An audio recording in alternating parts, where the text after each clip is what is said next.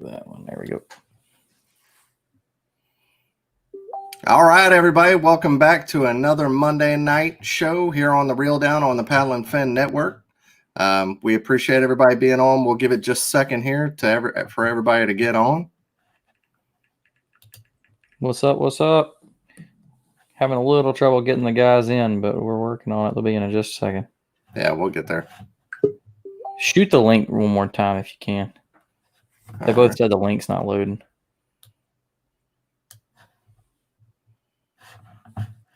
Yeah, there's Jody. Welcome back to another live on Monday night, folks. What's up? What's up? Yeah. How you been, Dan? What you been up to? Not much, man. Just I had a little tournament this weekend, and two of them and didn't do so well. We can talk about that later. Did good, but not quite good enough. So Yeah. Sometimes it goes that way where you're just one fish away, and that's about the best you can do sometimes. How about you? Yeah. How's that shoulder? It's about the same, really. It starts to get better, and then it gets worse. I went ahead and told my boss today that I don't know if I'm going to make it till winter. I may have to go ahead and take some time off. Wow. Yeah. Are they going to have to do surgery or something? Probably. Dang, man. That's what they said like 10 years ago, so I'm sure it probably didn't get any better. Yeah. So. If anybody has any questions, just there's a man right there. If anybody has any questions tonight, anything they want to talk about, these three guys, just let us know. So we'll go ahead and get started. Tonight on the show, we have not number one, number two, but 1, 2, and 3 from the Hobie B.O.S. on Kentucky Lake this weekend. We have Jody Queen, who got first. Bring him on here. There he is, a man himself. Mr. Queen. Hey, guys. Hey. Let's bring everybody on here. Number 2, we have Adam Reiser. There we go. Howdy. What's up? What's up? What's up, man? And number 3, Jody, we don't have. What's up, buddy? Yeah, we don't have Cody yet, but he'll be on here in just a minute. Sometimes a little bit tough to get on these things. So we'll go ahead and get started. So, Jody, you look tired, man. Man, I am absolutely wore out, man. I'm whooped. When you messaged me this morning, you said that you had an 8-hour drive and you hadn't slept in 4 days. And I was like, well, stop talking to me. Yeah. Corey and I was adding it up, and we stayed together in a Airbnb down there. And in 3 days, we did 12 hours of driving, like 18 or 27 hours of fishing, and 15 hours of sleeping. So, Jeez. yeah, Hey, it's crazy. grinding paid off, though. It's like that every tournament, though, man. You get there and you go. Ain't that right, Adam? So, like you kind of wish that you could have a whole nother day off. Like you could get there enough to practice, to have maybe practice Wednesday and Thursday, and then maybe just go out for a little bit on Friday to check some things. But yeah, most of the times, yeah, those long all the practice and tournament days, that will wear you out. And there's Mr. Milton right there. Welcome, Hello, Cody. I don't have Jody's audio. Oh, you don't? Well, here, let me kick him out here.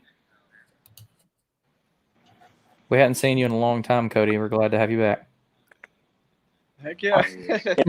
All right, Adam, I can you got hear Cody. Jody now? Can you hear me? I got Cody. Yeah, I got you now. Thank you. Okay, there we go. Yeah. All right. So yeah, man, we just had Cody on a few weeks ago. Jody, last time we had you on was back whenever you won the TOC and what, 40 grand on jackhammer. Yeah. Yeah. And Adam, were you on here before me? I've never done this. This is probably the second, I'll call it Skype for just like a broad term, that I've ever done. My first one being a couple months ago for a work Skype. I literally have never done video conference on a phone or computer before. That's how new this is to me. Well, welcome. Yeah, sounds good. It's taking over. Yeah, appreciate it. Yeah, sorry. It's all. I'm impressed I made it. All right. So What about you, Cody? What's up, man? You already rested back up and ready to hit it again? I wasn't honestly that tired. I'm usually super. And I felt pretty good this morning. We worked out. He's rubbing it in, Jody. 45 hours. Do what? No, Jody said he was tired, and you're like, I'm fine. Let's go. It wasn't, usually I really am, but it was like, I don't know. I stayed pretty close to where I was fishing. I didn't get up super early all week, so it wasn't too bad. It was a good week. We had He a didn't text 2 hour the bank drive. account when he wakes up. So We had a 2 hour drive just to the check-in. So That Yeah. did suck. Yeah. it was 4 hours of driving every day to the check-in. Yeah. And back. Literally, yes. Yeah. All We right. had to get up 3:15 in the morning and get to our hole, fish all day, and then drive 2 hours up and 2 hours back. Mm-hmm. Oh. Jesus. All right. So first we'll Yeah, I start guess with so. Jody. If somebody's living under a rock and they don't know who Mr. Jody Queen is, tell us who you are, brother. Hey, man. I'm sorry. I only caught part of that. Oh, okay. Yeah. Can you just tell everybody who you are if they for some reason don't know? Oh, I'm Jody Queen. Find me under J Queen Pro Angler on YouTube or on Facebook. And I fish. I fish every tournament I can fish. I do this for a living, and one of the few guys that do that. And I won the TOC last year for Hobie, and I just won the Hobie B.O.S. here over the weekend. Heck yeah. And an artist too, right? Yeah. I'm back at my house now. We have a gallery. Actually, we're getting ready to open up this weekend. I do artist that's my other job, my other life. Yeah, I remember I have no time to sleep. last time you had that I'm always big doing metal lady behind you. He's got some really cool stuff. Yeah. The studio we're in construction down. Mm-hmm. Gotcha. All right. Punk girl. Adam, since we've never had you on before, you'll have to give us a little bit longer introduction. Tell us about yourself, how you got into kayak fishing, the whole rundown, man. Yeah, sure. Well, thanks for having me on to begin with. Yeah, absolutely. I live in Nashville, Tennessee. I've been here for, I don't know, maybe 4 or 5 years now. I grew up in Florence, Alabama. Got just your basic Southern country boy intro to fishing, catfish ponds. I'd sneak down to the Tennessee River, Pickwick, like my old man, and bobber fish and catch every species that swims. And we had no idea what we were doing. I spent most of my 20s living in Southern California, and I really got into surfing down there. And while I was really into surfing, I had a back injury that I had to take it easy for a little bit, but I still wanted to be outside and be around water. And my roommate came home one day and said he just caught a bass. And I was like, I didn't know you could bass fish out here, and told me where there's a pond. And I started doing that a little bit. And next thing you know, I'm borrowing a buddy's kayak, and the obsession started there. I don't know, around like 2011, 2012. And I think around 2013, I moved back to Alabama for a couple of years before up to Nashville. And you can't keep me off the water. I have an absolute unhealthy obsession with catching bass out of a kayak. Heck yeah. Well, glad to have you on, man. With you, man. Cody, So, and whenever you're not on the water. What's that? Oh, go ahead. What do you do for a living whenever you're not fishing? Yeah, I've got an interesting little coolest job when I'm not doing this. Yeah, my buddies know what I do. So if anyone has been to downtown Nashville in the last, I don't know, 6-7 years, the main street down there is Broadway. That's where all the bars and the honky tonks are. And it has now become the #1 bachelorette party destination in the United States. What I hear. And the tourism in general is absolutely booming. And if anyone's ever been down there, you'll see all kinds of ridiculous, insane vehicles that cruise up and down the strip that you can drink on and party on. And I drive one of those things. It's kind of like a pedal party pub thing where all the passengers pedal. Yeah, I drive it and play really ignorant music while they get drunk. And I do that every weekend that I'm not fishing a tournament. So that's it. That's pretty good stuff. I thought I had a life. Yeah. Jeremy, I have plenty of stories. Trust me. I got plenty of stories that are probably not appropriate for this program. We'll do them another time on After Hours. I heard Russ Snyder was talking about that before on another podcast. Yeah. All right. Yeah, Russell's about 5 minutes down the road from me here. Gotcha. Okay. Man, there's got to be something in the water up there because y'all are Mhm. both hammers. Cody, you just on the show a few weeks ago. If people don't know who you are, yeah, give them a little rundown here, man. It'll be. I'm Cody. I'll I'm see y'all Cody. again in 2 weeks. Yeah. Yeah, right. I hope. I'm Cody Milton. I live in Central Arkansas, close to Little Rock. I fish just. I don't say I fish full time, but I'm getting there. I'm hoping to soon. I guide on the Little Red River some for Tailwater Fishing Company and a couple other small guide services on the river. And my parents own a couple stores downtown. We've got like an ice cream shop, like a Beyond Boundaries outfitter. So we're actually, I think we may be selling some new canoes again soon. So it's starting to get back into the kayaks again. That's just blowing up, man. The boat sales are crazy right now. And nobody can get boats So, right now. Like, we're wanting to hop back in that when it's hot. yeah. But yeah, that's about it. And that, and try to travel and make as many tournaments as I can. Heck yeah. So is everybody going back here soon to go fish on Kentucky Lake? Are y'all planning to go back? I am. Yeah. Yeah. Jody? I'm torn between two tournaments, man. There's one on the Susquehanna River that I love the Susky. I know it pretty well, so I don't know. I haven't made up my mind whether I'm gonna go back to Kentucky Lake or hit the Susquehanna. Definitely go to Susquehanna, Jody. That's what you should do. Yeah. Yeah. I was about to say, I think everybody would vote that. Yeah. Well, let's talk about it. I'll bring you a biscuit, dude. I owe you a few after this week, man. I really do. Well, let's talk about it since we're already talking about y'all going back. Let's start with kind of what me and Adam were talking about before, because everybody hears that Kentucky Lake has, gone downhill. So just whoever wants to start, kind of talk about just the lake in general and how the conditions were, and if you're seeing the lake kind of go downhill bass fishing wise and everything. Just however you want to approach it.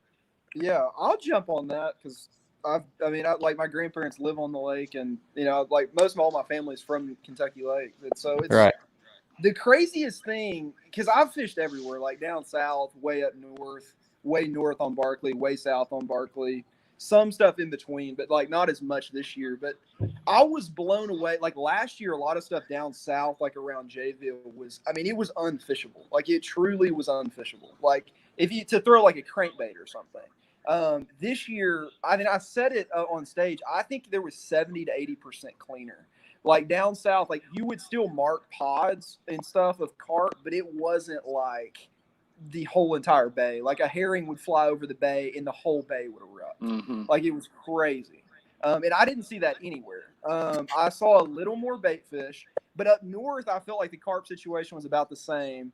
In Barkley, it was like last year. It actually still has a lot of bait fish.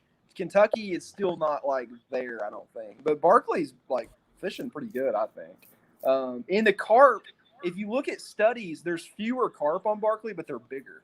And there's more carp in Kentucky, but they're smaller. So that's always been interesting to me, too, over the last few years. But, yeah, it's enormous, the difference. Like, 70% cleaner in the lake, without a doubt, like, across the board. Well, that's good. So it's still, you'd still say it's not as good as it was 10 years ago, but it's... Oh, no, there's just not a lot of fish in the lake. And I don't think there's the bass are hurting. Yes. Like, and I felt like some of the rumors of them poisoning the carp, I felt like those could be very true. I just saw a lot of carp fly, like, come by me with, like, green eyes or, algae on half of their back. And I remember that last year, I thought they looked all sick, and then they were just all dead. So, like, I think there might be some truth to that. I don't know. Maybe they caught them in nets. I don't know. So some people are thinking just kill them all and start over. And a lot of locals thought that was like the only answer was to poison the lake. And I heard it was attempted in some bays. So I don't know if there's any validity to that. I mean, obviously the state never said that, but it was interesting. Yeah. What about you, Jody? How you hammer it out on that lake? Have you seen a downfall, or do you see it starting to turn around? Guys, I'm only getting just bits and pieces of my audio is really, really bad. It's real scratchy, and I'm only getting little pieces of the conversation. Here, let me try to put you out real quick. And if that doesn't work, then you'll have to go all the way out and leave it, and then follow the link. Okay. Come back in. Sometimes that'll work.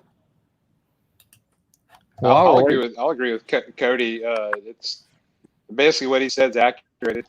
It's by no means good, but I've seen less carp for sure. Thinking back the last couple of years, I spent more time on Kentucky Lake than any other Tennessee River in impoundment by a long shot, and it has been a lot less. I haven't seen that crazy thing where the whole bay just explodes with flying fish in a long while now. Again, I wouldn't.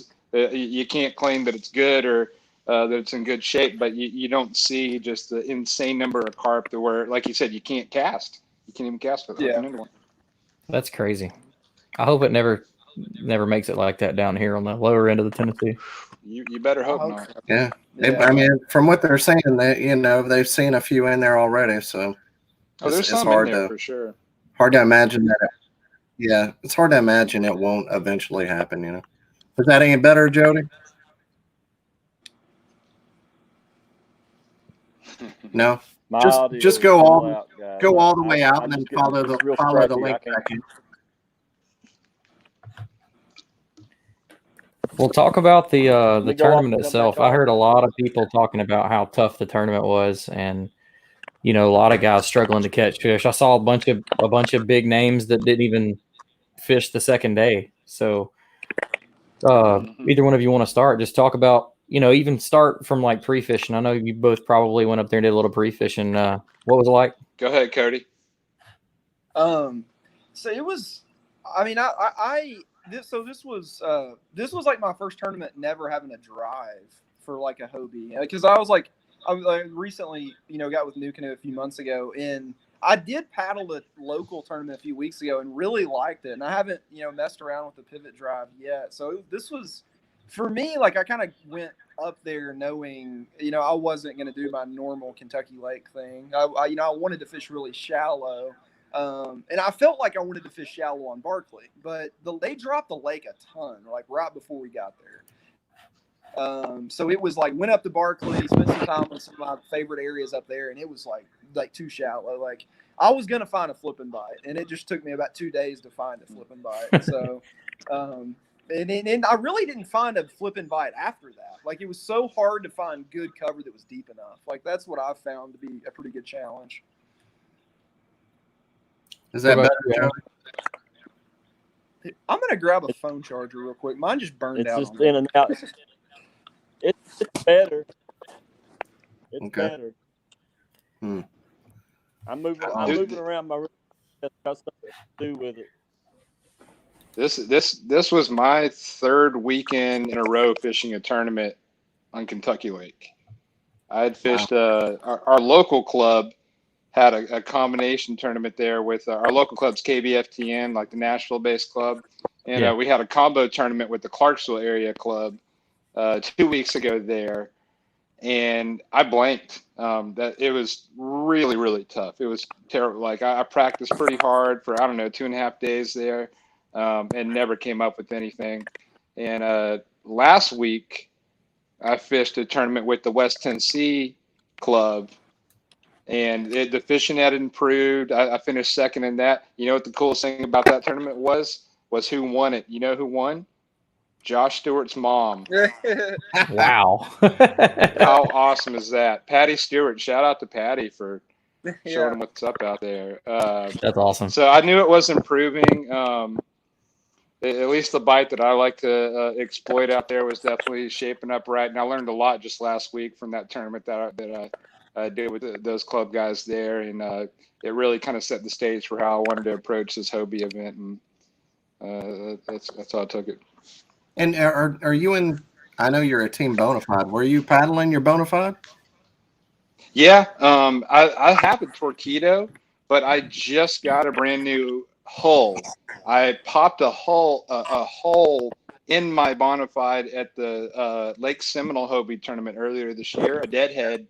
I just got. If you've ever been to Seminole, it's probably the most treacherous lake I've been on, as far as like stumps and deadheads and stuff. And popped a hole in it there, and so I basically didn't have the option to run the motor because I need a mount. I don't have a way to transfer my old mount, and I'm waiting on Trey Leach to finish making the one that will fit my new hull. The innovative. And so yeah, no motor, which because I had actually set aside a day to explore ledges and graft deep, but without that motor to use during the Hobie event practice, it wasn't even worth it. So it kind of made it easier for me. I got to shave off a practice day and just go, I'm committing to shallow, and that's what I did.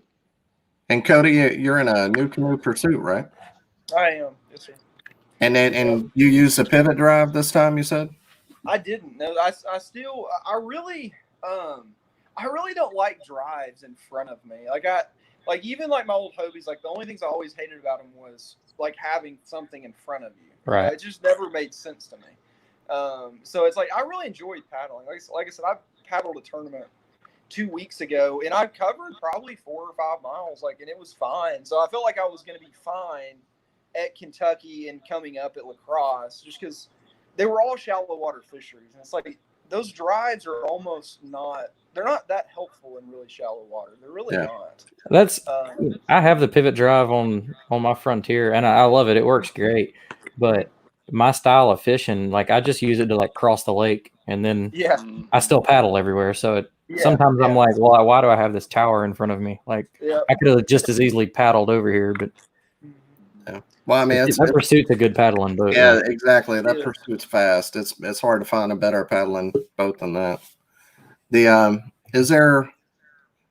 I can't remember another big tournament like this that's been won or second and third on 2 people that have been paddling. That's kind of I mean, that's something that hadn't happened in a while, right? Especially with Russ won the Lake Fork Hobie paddling, and I wanted to say, but I think the year before was it Jody or I think the year before that the first non-Mirage Drive win happened, but I can't remember who it was. Yeah, but I thought there was another one. I could be wrong. And Jody, you're in a Hobie satellite tournament paddling. Yeah, gotcha. And you're in a PA 14 now. I can't. I'm just getting bits and pieces, man. Yeah, you can try it. New 360. Take off your camera and just do the audio.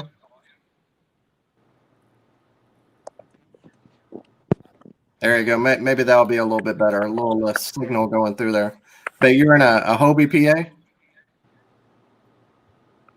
Yeah. I'm in the 360. nice. Yeah. I finally got to hop in one of those for a few minutes. Yeah. I love it, man. It's like having a lock.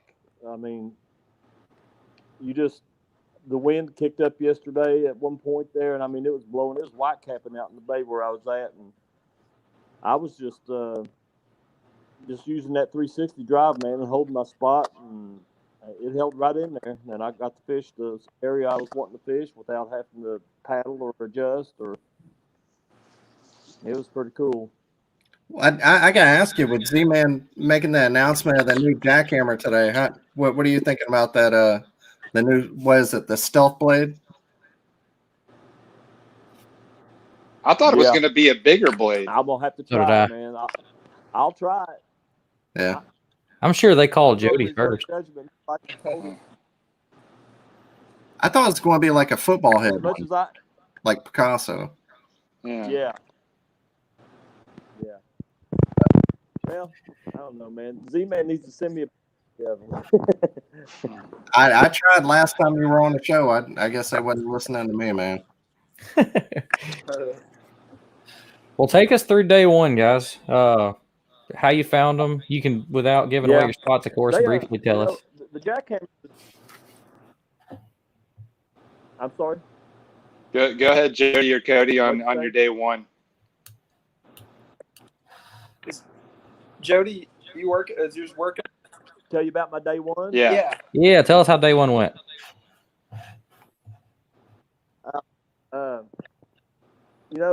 During pre-fishing, man, we found these fish, and I mean, we were fortunate to get on the bite early on day one, because at about 10:30 or 11, my bite, it just almost stopped. I think I only caught maybe a couple of fish after 10:30 or 11 that day. But I got on fish early, and that was a big deal because the bite was off all the next day. I mean, I think I had 2 fish all the way up until about 12:30 yesterday, and I knew I had to make an adjustment, and I probably should have made the adjustment earlier, but I made an adjustment, and it worked out.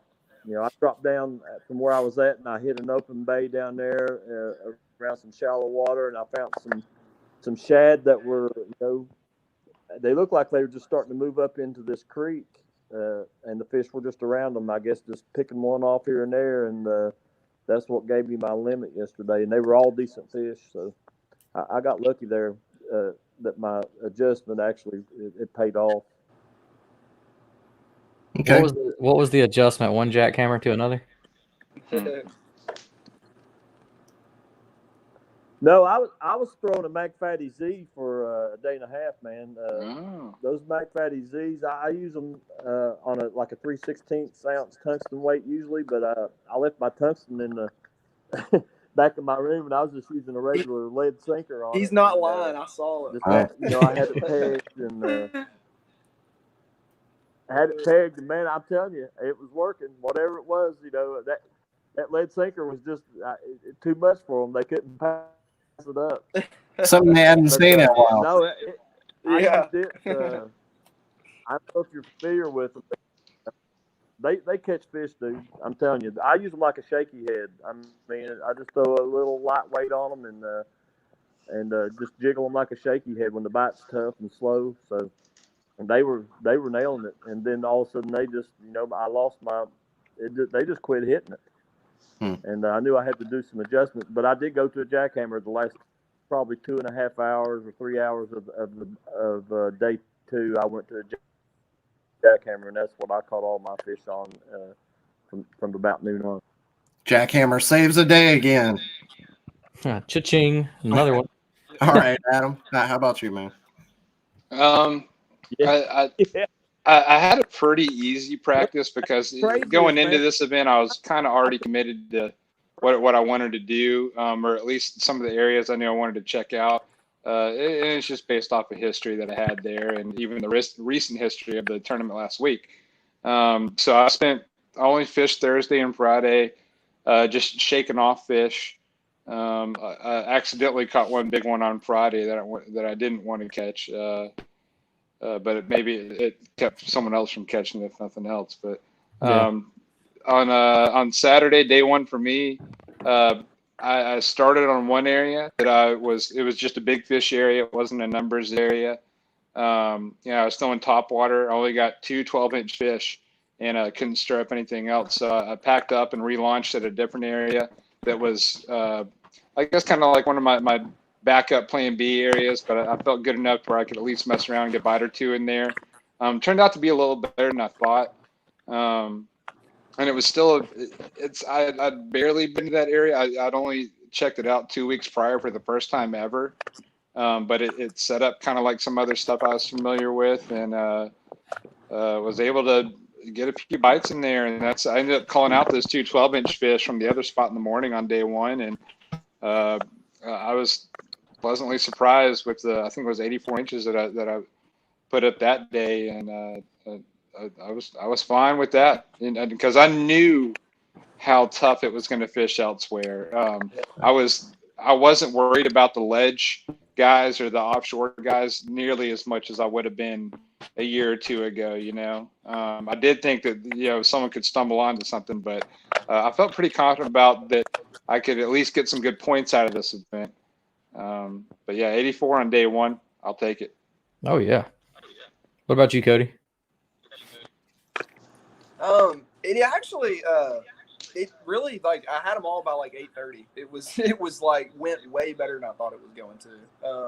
I had about a 200-yard stretch that I was able to flip, and so I was kind of flipping like a weighted Cinco, like a Texas rig Cinco, like a weight in it. So I was doing a little bit of both, but I caught them really quick. They were pulling or dropping water, and it created a bunch of current, on a channel, on a channel swing. And they were just like, I caught them in an area I hadn't actually caught them all week. And so it kind of gave me the confidence, like, I didn't push on. And I mean, I guess now, like, I wish I would have went farther, but I saved like my best brush pile, and it was in like probably 6 foot of water. And the second day, I think I caught like 7 fish off that brush pile, and they were all 17s, like threw back 3 17 somethings, like all right at 17. And I was like, no, I guess I should have pushed on maybe. But I mean, who knows? Like, you could have caught them all or caught the big one that you didn't need. It was hard to say. Like, I knew I didn't have a lot of fish, but I found that I had more than I thought I did. Because I didn't think I could stay the whole tournament there. Like, I really thought I was going to have to go to Kentucky water or something, on day 2. But I ended up not having to. Well, so it sounds like were y'all all roughly in the same, not literally fishing together, but pretty close to each other? Yeah, we were pretty close. Adam and I were actually I really liked kind of the area he was in, and he really liked the area I was in. We kind of decided, and no one else was there. It was just me and Adam there. And I was like, man. So he decided, like, I'll just stay here and I'll stay there, and neither one of us ever left. So we just stayed there. It worked out really well. And I owe a big thank you to Cody, Jody, Corey Dreyer, and a couple other my homies that I only was able to get into what's my backup spot that turned into my main spot because of the the communication, the kindness, and the courtesies by my buddies and the other anglers in this. That when I told them, I was like, yeah, I'd like to go fish in there, even though they had found fish or liked the area where I ended up catching all my fish. They were like, hey, basically, you can have it. And it was big enough to where there could have been someone else fishing in there, but I'm almost positive that made a difference in my results. And so huge thanks to my buddies and the other guys for keeping it professional. And like I said, you're going to hear me saying I owe Jody a biscuit or a beer or something for a while, and those other guys as well. Yeah, that's amazing that lake is that big and overall in one area. That's insane. Yeah, it wasn't one area. It was a few areas, but we all knew where we moved. Yeah. Okay. Yeah, we all found fish in those same 3 areas, man. It's crazy. Mm-hmm. But yeah, man, no problem, dude. I mean, I think hell, I mean, as many lakes and tournaments as we're going to be fishing, I mean, we might as well just there's plenty of room for everybody. Yeah. I mean, I know how it is sometimes to pull up on a hole and somebody's already in it, and there's just that lake is 100 miles long. If you can find fish, Yeah, it's crazy. So I think that's probably everybody's, maybe you're tuning in, trying to get a tactic, trying to get something else. Maybe you're fishing a Kentucky Lake event coming up. Maybe that's the thing you should take away from this, like how small our community is and how important it is to be cool and, to share water and don't go out there and be a jerk and things like that. It's going to hurt you in the long run. But yeah, and to kind of further what Adam was saying, like his area where he was kind of at and where I was at, like, I mean, they were good. I mean, they were obviously pretty good areas, but like they weren't good if 2 people were like I don't think anyone would have been in the top 10 with 2 or 3 people. Like the stretches where I've had enough deep water were just so small, and it was it was a lot of water around. It was just not very much water with deep wood, pretty much. So yeah. All right. Exactly. It was totally one of those tournaments where B+ water kind of dominated if you had it to yourself. Yeah. Corey Dreyer saying you got to tell us the biscuit story. Go ahead, Jody. You kind of and he wants to know what bait you were using too. Wants to know what? The biscuit story. Oh man! So Corey and I pulled into an area, and we were catching fish here and there, and we were like, yeah, man, this is going to be a great place to start, and we'll come back to this and fish it, Got up through there a little bit, and I looked up, and Adam Reiser was coming down, coming down the creek in front of us, and I was like, "Oh man, there's somebody already here," and we was trying to figure out who it was. And everything. But anyway, Adam got down there. He's like, "Man," he said, "of all people to me, he's like, man, are you guys gonna fish here?" And he's like, "I don't know, man. I mean, he's like, man, I'll pay you to leave I'll pay you not to fish here." And we were just kind of laughing and joking around about it. So that evening, after we left and got home, and I told Corey, I said, "Man, I'm gonna send Adam a message." He said, "What are you gonna send him?" I said, so I typed out a text message to Adam. I said, "Hey, man, me and Corey's gonna go to McDonald's in the morning. You want us to bring you a biscuit?" And I let it go for a little bit, man, and I could tell he was sweating it. Corey and I were just laughing, man. And Adam was just trying to be nice. He came back with a reply that was like, "Yeah, no, thanks, man. I'm all good." I'll let him off the hook. I said, "Man, I'm just." Well, I told Corey my initial response. Like, I almost typed out, "Man, I'll smack that biscuit out of your hand if you show up here." But,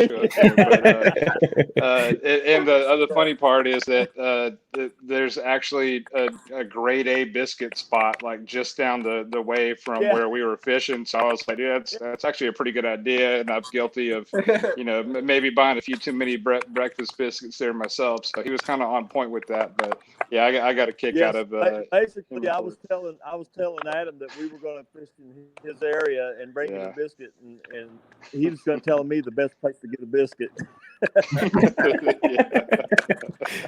So we heard Jody's baits. Corey also wants to know what baits were you using, Adam? I caught a few fish on the Cinco. I caught some fish on top water, but most of my big fish or ones that got submitted came on a moving bait that I will tell you about in 3 weeks. But I got really clued into it when I threw the Cinco and I was just burning it back in to make another cast, and I had a fish chase it. And do the thing where it gets it right as you're lifting it out the water. I didn't catch the fish, but I go, "Okay, y'all want a moving bait? All right." So I just put it down immediately in my first cast with the moving bait. Got a 21 1/4 on it, and proceeded to just catch a bunch and call a bunch of fish, and caught a lot of fish on it. So if we didn't have another event coming up there, I'd be happy to tell you it ain't nothing too crazy or anything too special, but it may be a little bit outside of the normal thinking of what guys may be throwing. So I'm going to keep it tight. It's a Roman-made swim bait. Yeah, right. It's a 12-inch swim bait. Yeah. All right. So I'll go over the numbers here since I haven't. So there was 129 anglers. Jody, you got 177.5. Adam, you had 176.5. Cody, for some reason I didn't write down what you had, but it was 175 3/4. There you go. Yep. Mark Davis had 172.5, and Josh Stewart 170 3/4. So yeah, I mean, still only 7 inches and a 2-day event. So weights were, length was pretty close, and yeah. I mean, there was a lot of people that struggled really bad. So it was kind of like feast or famine. It seemed like. Yeah. And this was the first big tournament back with everybody in it too. So. Yeah. Right. How did it feel to get back to the big tournament scene? Everything seemed like it's starting to go back to normal, or? Yeah, I mean, you still got Hobie did it right with the way they did the tournament up there. I mean, the social distancing and only having 10% back at the weigh in and everybody wearing their buffs. I mean, they did it right. I mean, each state's different, and a lot of them are opened up, and some are, they still got some restrictions in place. And they did their homework, and they were in compliance with Kentucky's rules, and I mean, they did it right. I mean, AJ did it right, man. He's a good man when it comes to that stuff. It's a great tournament. Great.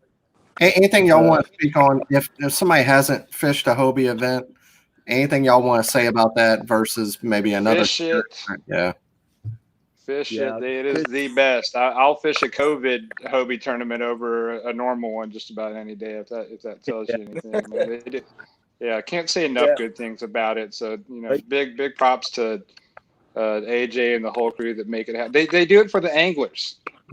Yeah. And when you fish it, there's no question in your mind that that's what they do. It's my favorite to fish, and I'm happy to fish anything. I just enjoy fishing, but yeah, if you need to put it on your bucket list to fish a Hobie tournament, even if it is like a little steeper entry fee, that's the way the sport's going. And guess what? If you win, you get paid more, so it's worth it. Oh yeah. You know what I take away from the Hobie tournaments over top of most tournaments that I fish is it's probably the most relaxed tournament that I'll ever fish, or you will ever fish. I mean, the check-in times, there's no rush to get here, there's no rush to get there. I mean, there's a lot of safety involved in that too. And I've been in tournaments where you're doing 85, 90 mile an hour to make it to back to check-in. You know, I mean, it's craziness. And For no reason. Yeah. And so, that part of it, I think, is just having the time to do what you need to do. I fished a Hobie tournament where I went back to the room, took a shower, grabbed me something to, snack on, drink a bottle of water, catch part of a football game, and then go to the check-in, Yeah, I mean, and you're just going to pick up your day 2 identifier or whatever. But I think, having that is so less stressful, and you sleep better and you just feel better, man. That's one of the big things I take away from the B.O.S. tournament. And you can launch whenever you want to in the morning, right? Well, you have a lot of time. I think it's like 30 minutes before first cast. Okay. Yeah. I think we launched at 5, and then what was it, Cody? Was it 5:30 was first cast? Okay. I think that's right. Yeah.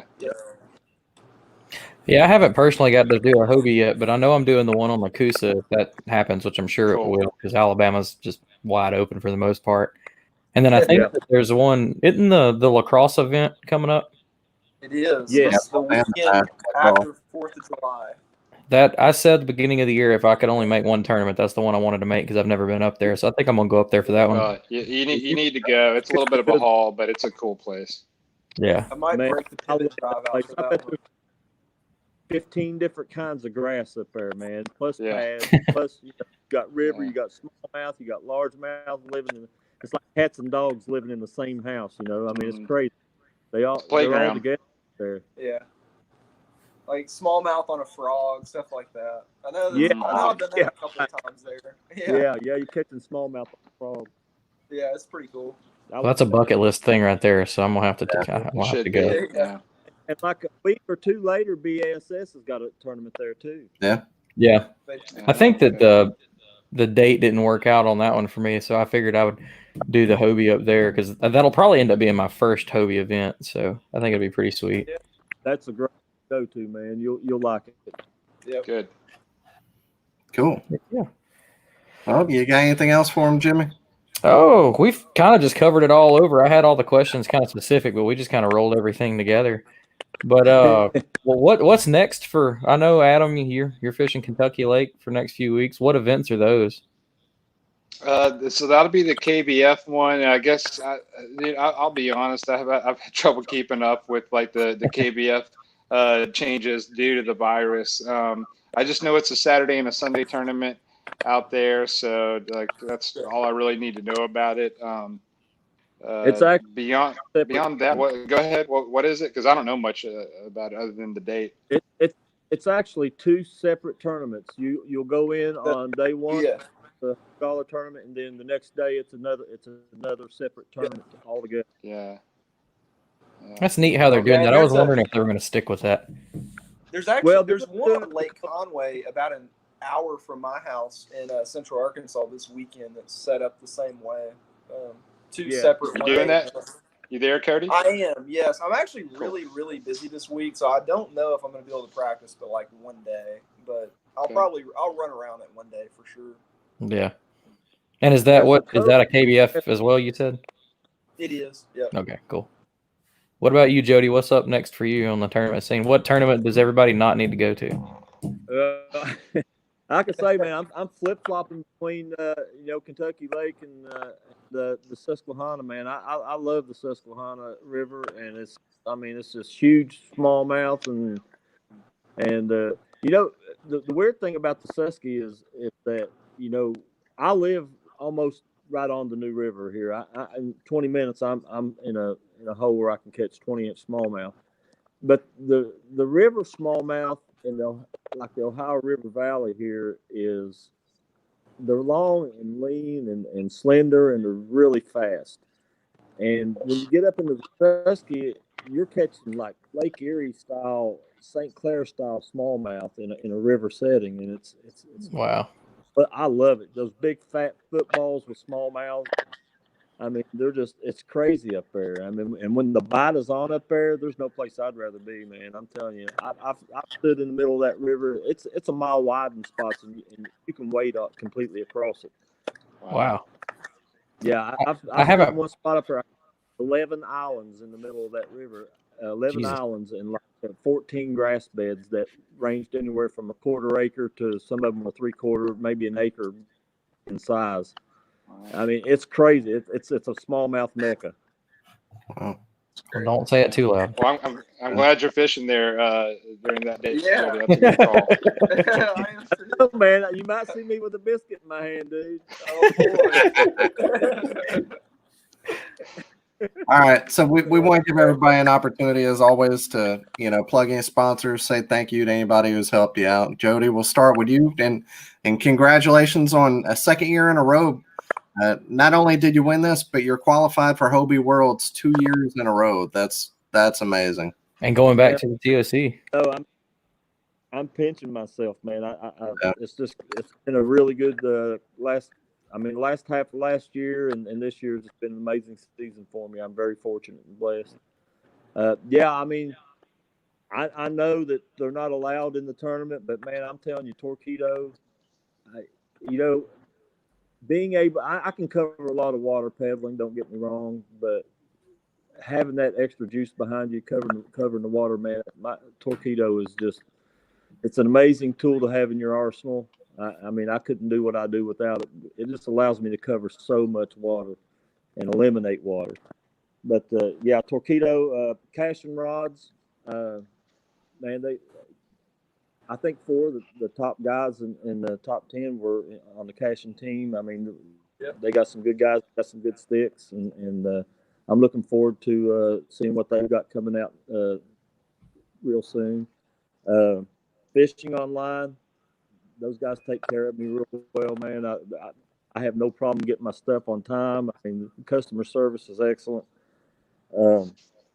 Dakota Lithium, I can run my electronics and all my lights and everything for 2 days on that little tiny battery, man. It still amazes me that they can pack so much power into such a small container. It's crazy. But they take good care of me. Yak Attack, man, if it snaps or swivels or holds a paddle or nets a fish, I mean, it's Yak Attack. I mean, it's the black pack, everything. Yak Attack, the leverage landing nets. I mean, I use it all. I mean, they give me that comfort on the water, dude. They give you confidence, knowing your stuff's going to be there, when you need it. Catch boards. When I first started with the catch board, I had my doubts about it. Everybody's talking about the weight of it and everything. But I'm telling you, once I started using it, I didn't want anything else. I still don't to this day. That's the only thing I use in my boat is a catch. DZ truck accessories. Need to check them out. You guys own a truck, they've got everything for it. DZ's been real good to the sport. They put a lot of money into it, and they take good care of us. And of course, Hobie, man. I mean, that 360 is just taking me to the next level. I mean, there's a direct correlation between the tournaments and where I'm placing and when I got that 360, when I started fishing out of the Hobie. I mean, you can see it. It just takes your game to the next level. And I think that's about it. Cool. All right, Adam. I appreciate you guys having me on and let me plug my sponsors and stuff. I mean, they deserve it. They put me where I'm at, and I appreciate you guys, and I appreciate all my sponsors. Oh yeah, man. Everybody that tunes in. That's why we do this. Just get everybody on here, talk about fishing, highlight all the anglers and what y'all do, and at how good y'all are at it, and seeing you over and over. Adam, you want to tell us? We'll give you a chance now. I know Hook One's one of your sponsors that just went up there in Murfreesboro, and Matt hooked me up, worked on my native Yeah. drive. So thank you to him. Matt, real Yeah. quick, Matt's the one that welded your boat back, wasn't it? Indeed, he did, and man, I can't thank him enough.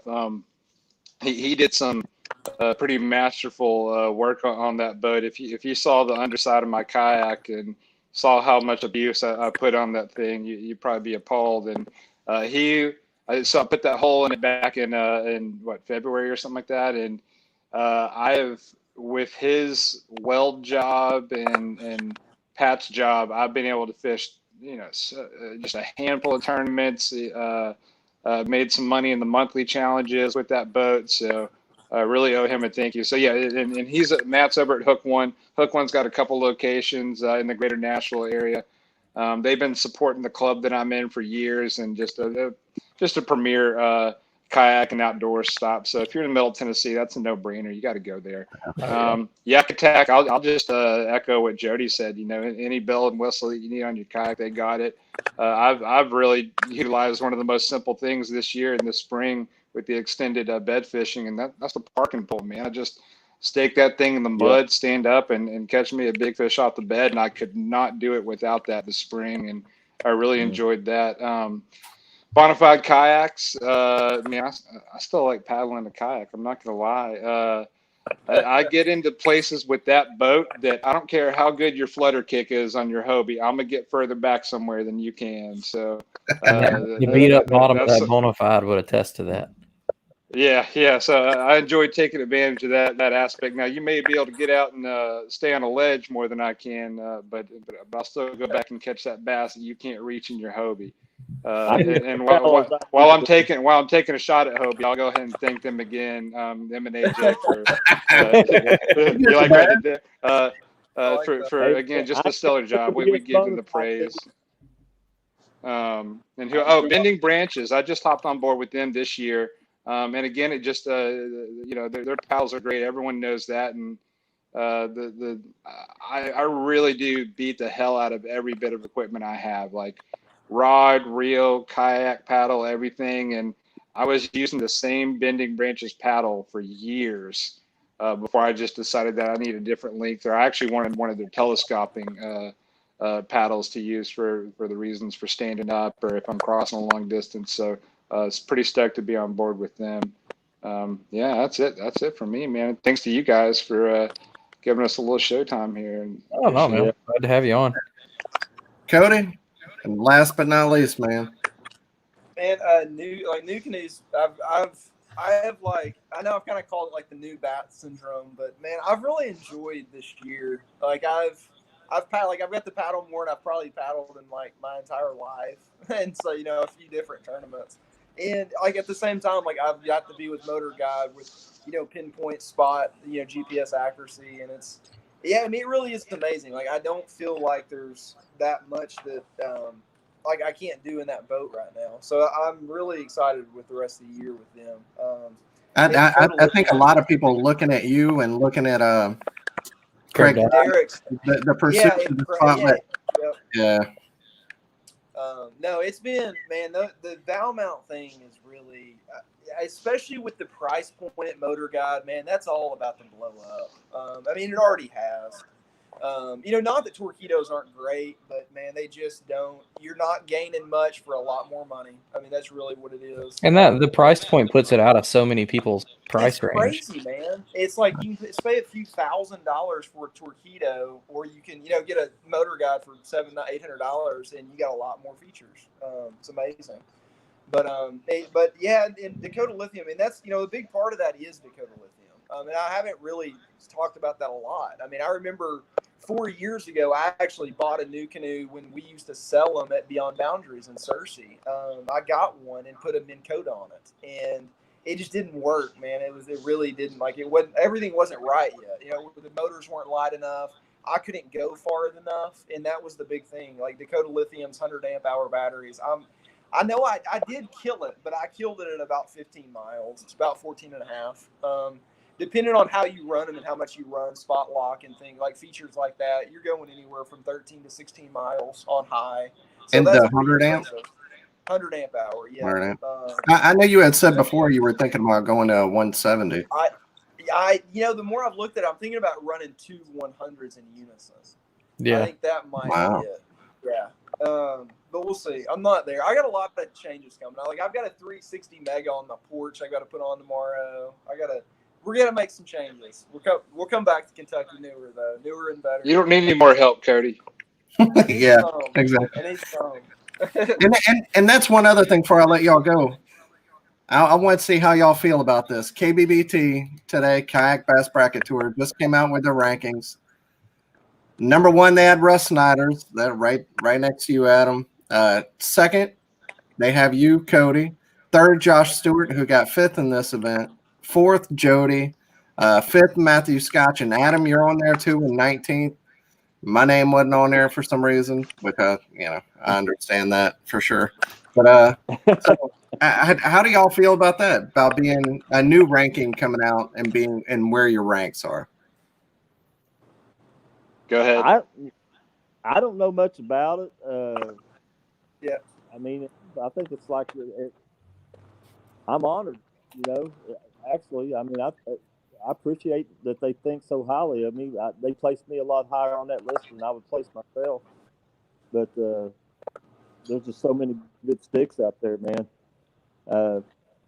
It's just a lot of opinion, I think. But yeah, it was. I'm honored to be on the list. I appreciate them.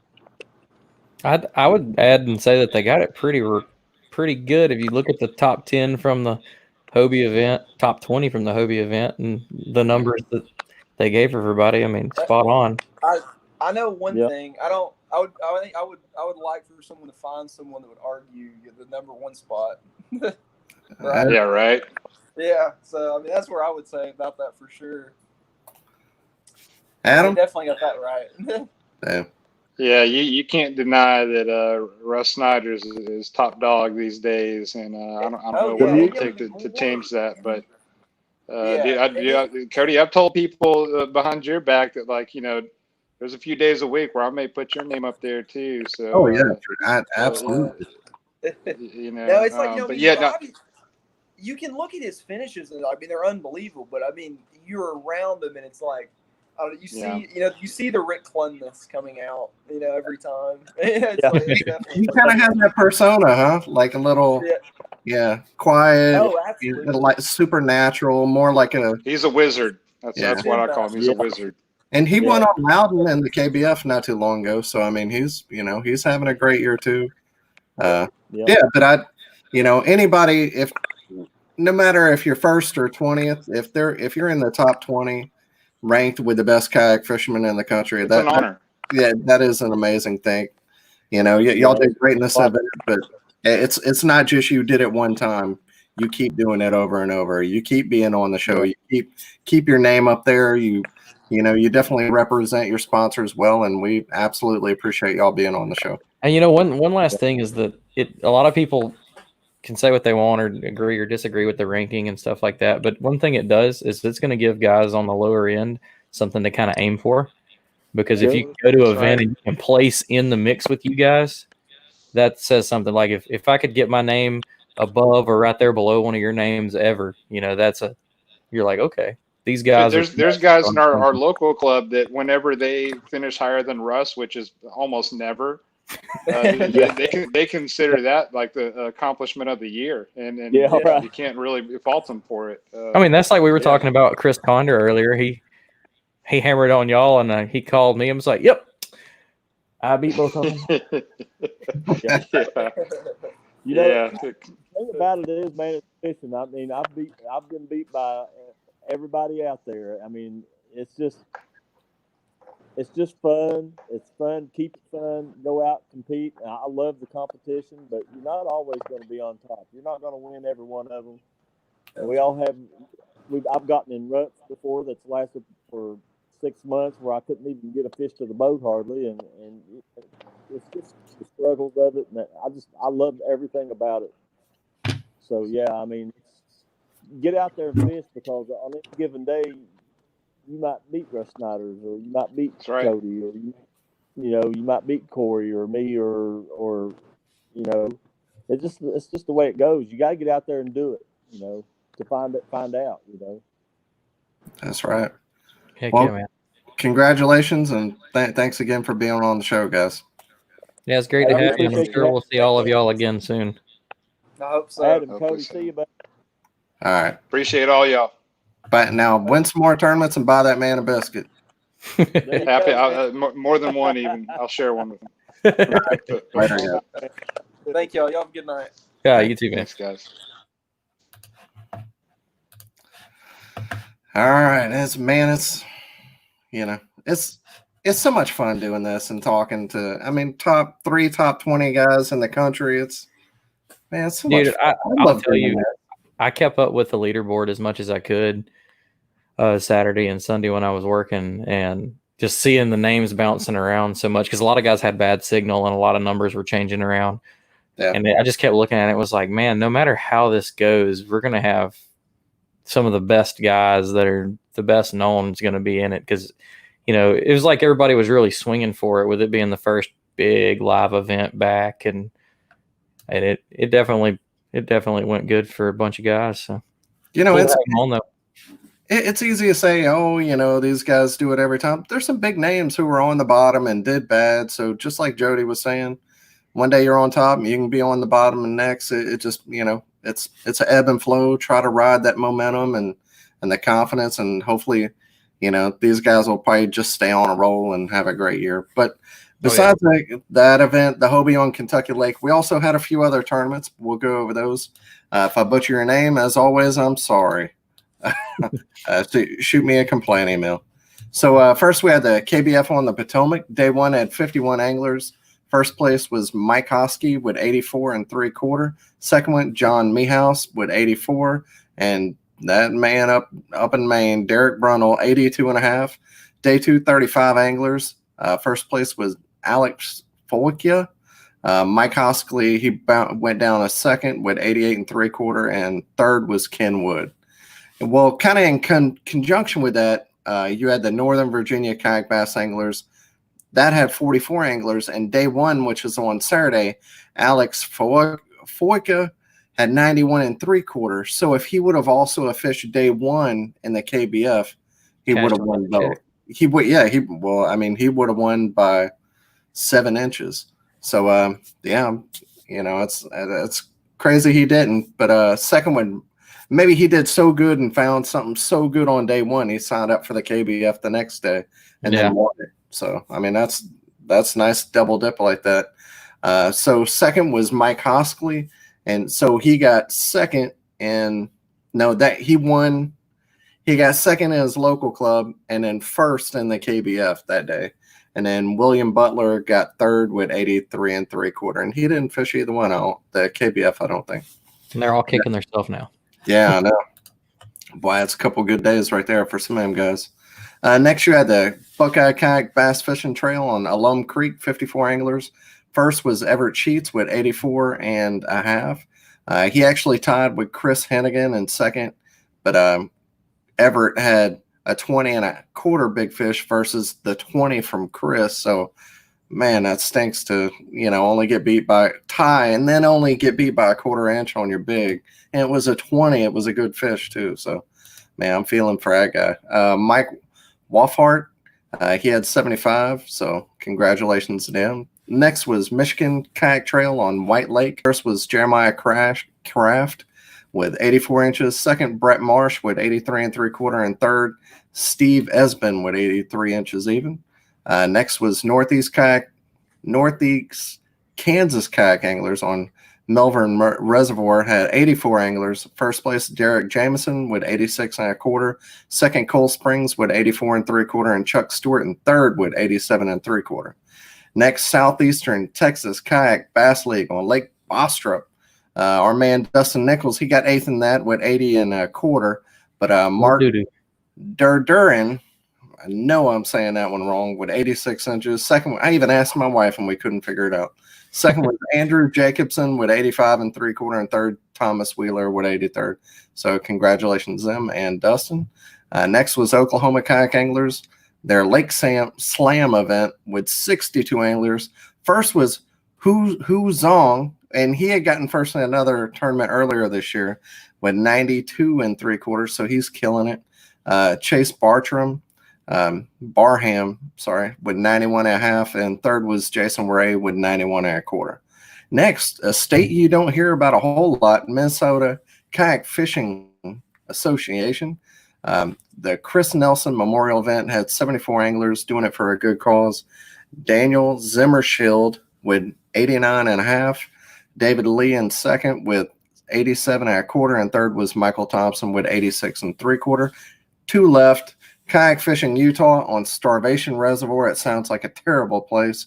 With 30, I'm sure it's beautiful. It's Utah. With 38 anglers. First was Travis Clinton with 75.75. Cayman Rasmussen, I love that name, with 75.5, and Cole Henley with 74.75. Last but not least, Wild West Bass Trail, Cal Delta, 68 anglers. YouTube sensation Greg Blanchard coming out with the win with 83.5. I'm excited to watch that on YouTube.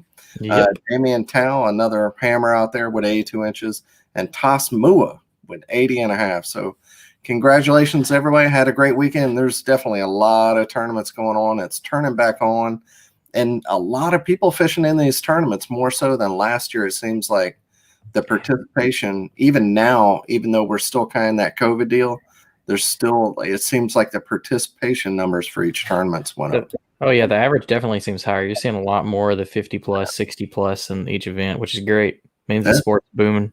Yeah, just like we said before, stores cannot keep kayaks in stock. I know everybody on Paddling Fin, a lot of us are either associated with a kayak shop or work closely with them, and it's just across the board. They are selling out everywhere. I mean, it's getting enough that, like, I don't know if you saw it, that the local news up here covered the kayak store in Hartselle about how fast he can get them in, is how fast they go out, that they don't sit on the shelf for no time. And it's great to see. I'm loving it. I bought one. I definitely think the kayak store in Hartselle. Go check out. Go say it.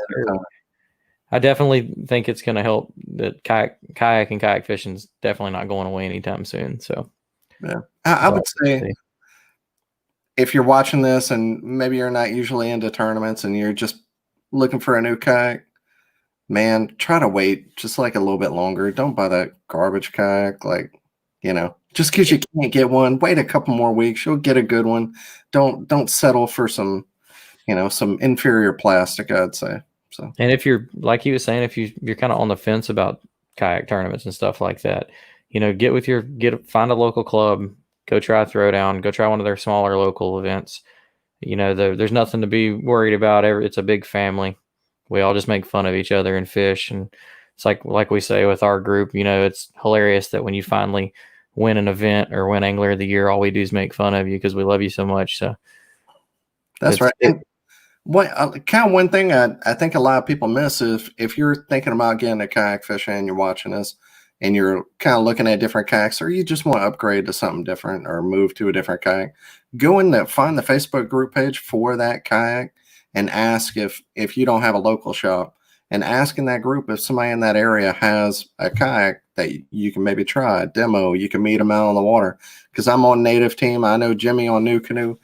Man, there's somebody, usually somebody, there's going to be some places or not, but usually somebody is pretty close to you within driving distance, and you can go try out a kayak. I haven't said no yet. People message me all the time. As long as I'm not working, we're down to go. I can go with you. I'll let you take it out and try it out, and just get in it, see if you like it or not. And no pressure to go into a brand because I'm in with the brand. If you'll know if that boat's for you or not. So that's right. Sometimes you'll just get in that perfect one and be like, that's the one. It just feels right. And I know, you can see all three of them guys. And, Jody, he went from Bonafide, and at Hobie, he loves it. Cody, he can't say enough about the New Canoe Pursuit. And he went from Hobie to New Canoe. So people that are thinking that Hobie's the top, nothing against the Hobie. A lot of guys end up in the Hobie, but you see people move away from them too. It just depends on your style of fishing and what's comfortable for you. And Adam in a Bonafide SS-127, I own one of those, and that is a supremely riggable boat. So, I mean, I'll say this. I don't know anybody else that's put a hole in one.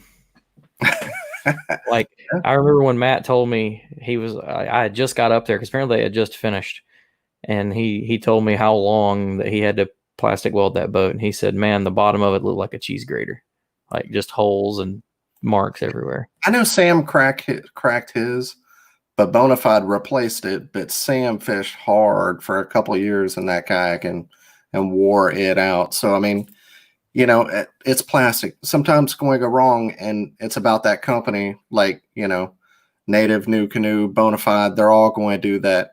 They have the customer service, and they're going to go above and beyond and do what it takes to make things right. Because sometimes things go wrong. It's about the company. Where are they going to do whenever that thing goes wrong? So, Oh yeah, a huge factor there too. So, as always, thank you for watching the show. Great show tonight. Love talking to them guys. Very, you know, some of the best. Can't wait for the next big event to go down to have more of those guys on. That's right. Well, as always, thank you for watching, and wear your PFDs. See you next time. Thanks.